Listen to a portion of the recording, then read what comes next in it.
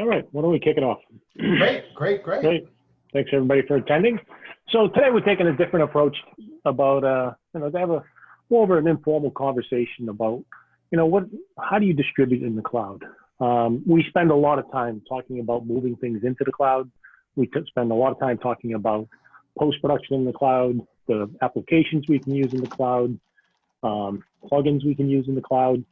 But Nathaniel and I, given our backgrounds, we've been involved with, how do you take that asset that you've created, monetize it, and get it out into the world, whether it's advertising or it's OTT or whatever form you need to get that out there.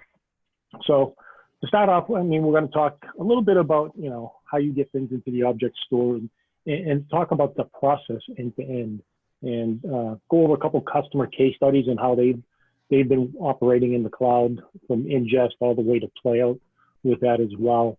And Nathaniel, I think it might be a good time for us to start with some of the basics about the object store and how we get that into play Sure. in the process.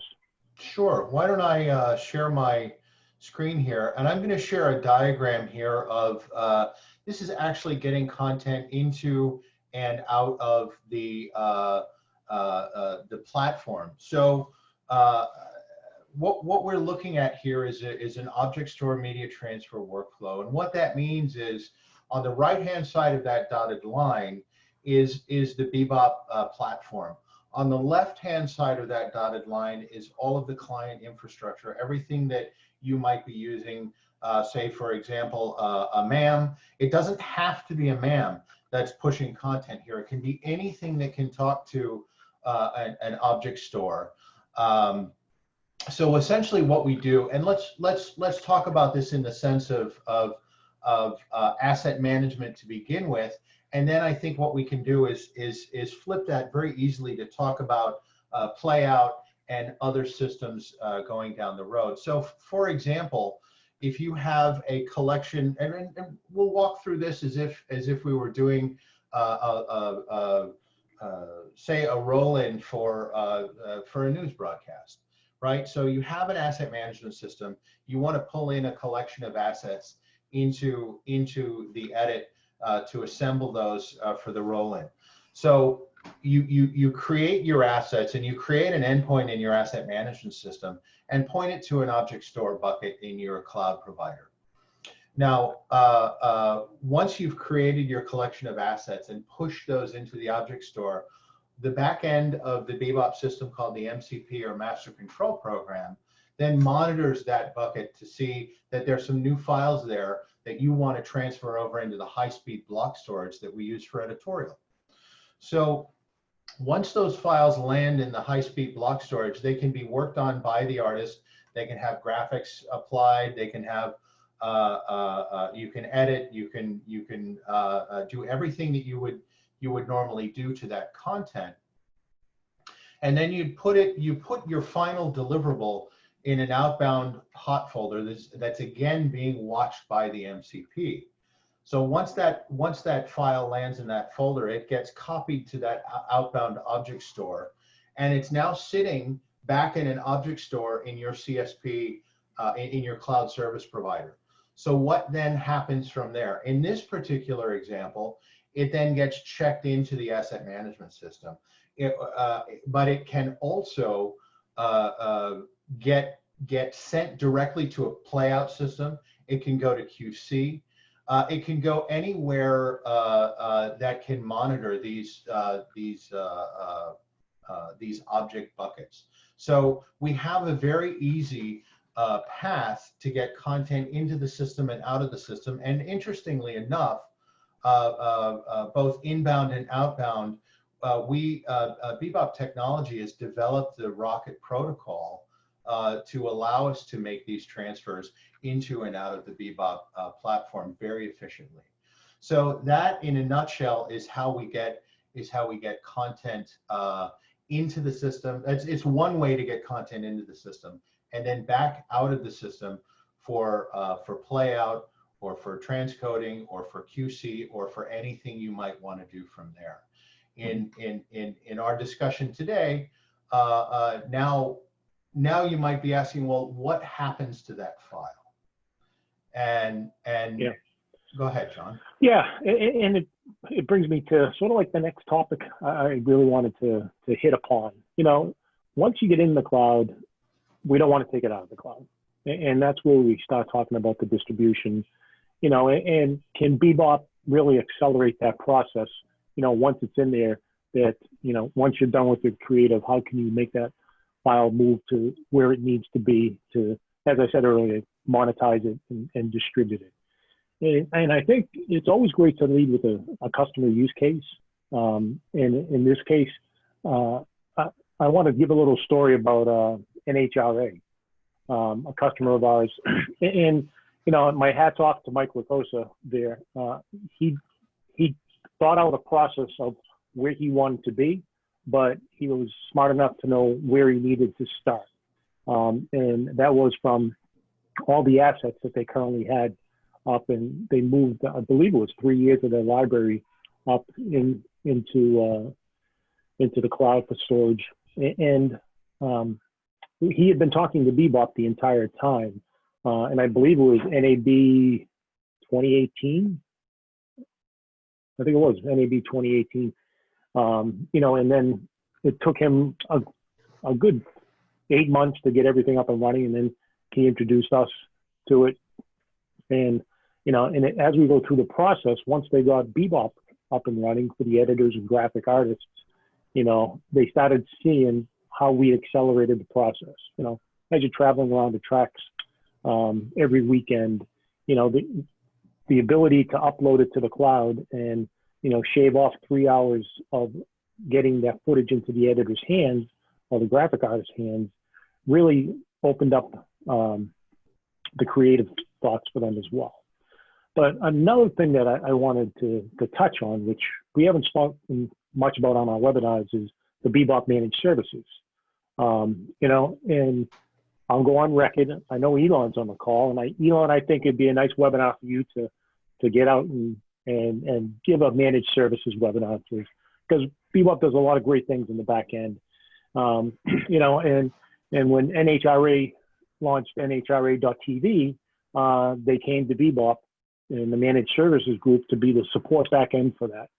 And very important, you know, as they had people subscribing in a VOD situation, video on demand, you know, when those paying customers want to be able to get access to the footage that they want or the show that they want, it's critical that they have that back end support. And, you know, and that's when BeBop, you know, shines as well, to provide that type of service with it as well.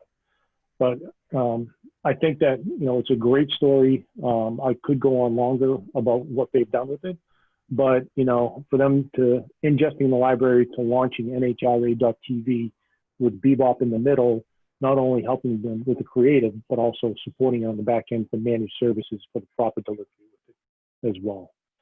I'm trying to unmute there, John. I think you hit on a great point there as far as the efficiency of utilizing the cloud for your entire post process and shaving that time off of your deliverables, because as we all know, that time to air is critical for monetizing that content. Mm-hmm. Yeah, and I think it also, you know, we should probably touch on a little bit about the social media deliverables that are easily accessible, and even, you know, most of the stuff on broadcast today, you know, 80% of it doesn't have to go off and come back down and be finished. You know, the audio levels, the color correction. A lot of people, you know, for feature films and high-end work, today it is in your best interest to finish that locally. But I think for, you know, like I said, 80% of that media, that can be done and delivered seamlessly without having to bring it out of the cloud. Then that's correct. We have several of our clients who are doing any of their color tweaks directly within the NLE, and then passing that through. Also, on the deliverable side, you can set a preset um, for your deliverables, so that you can deal with any loudness issues or color gamut excursion issues that you may have. And typically, what we find is it's not the luminance that is the problem. It's the color gamut that people end up using, especially in this work from home time. A lot of people are forgetting, how to make the correct files for broadcast on a platform such as BeBop. That can be done very quickly, as those presets can be deployed to everybody, and they can use those directly. So it really creates efficiencies of time and helps out for the quality control. Yeah, and I think if we jump to the NFL, I mean, they've done some tremendous work over these last 3 months, which, they didn't expect they were going to be in the position of having to deliver everything in a totally cloud workflow, from ingest all the way up to playout, on a scale that we've probably never seen, especially when it came down to the draft and when that was going on.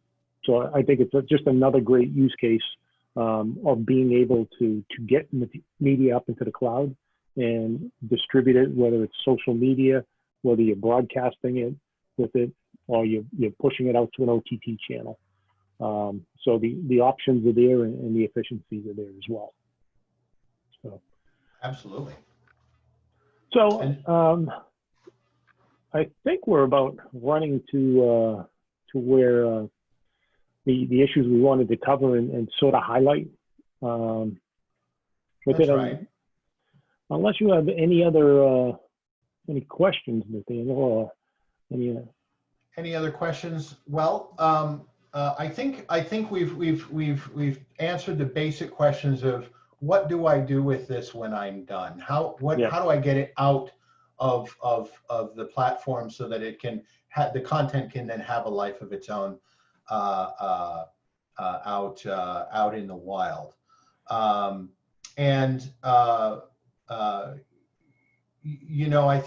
think that we do have.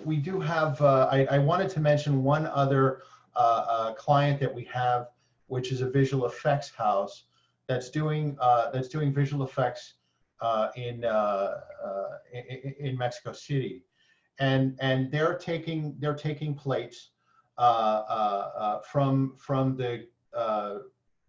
their client directly.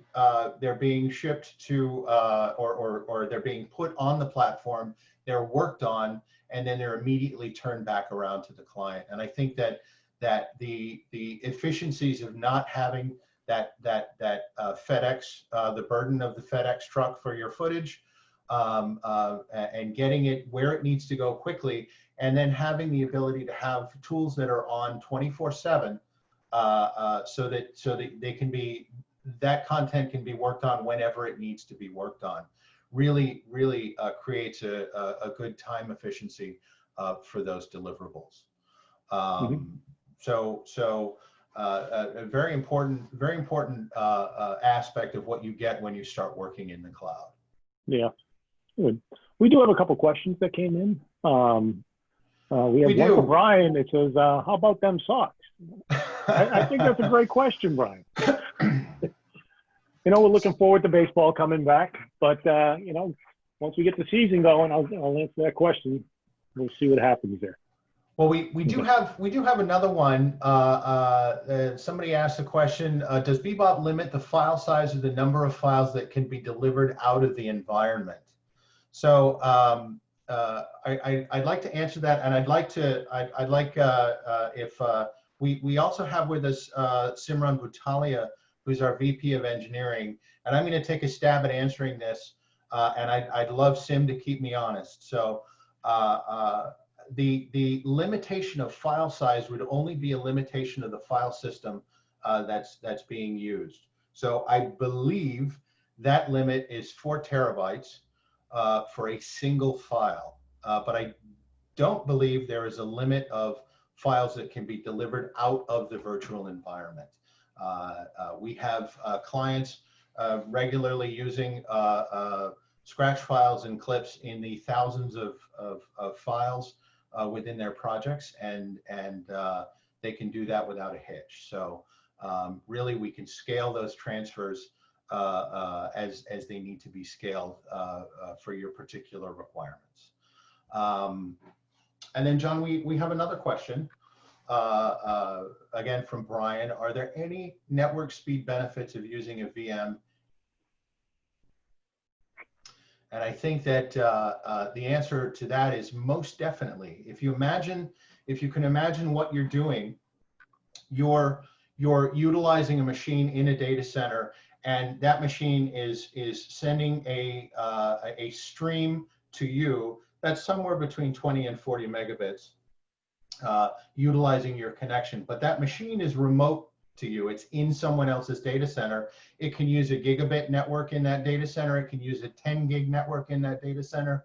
And it can talk very quickly to other systems that are in use there. So it's the difference between your pipe at home and the pipe that they have in a data center, which is tens and even hundreds of gigabytes and at times terabits of data that's floating around those data centers. Good. Great. I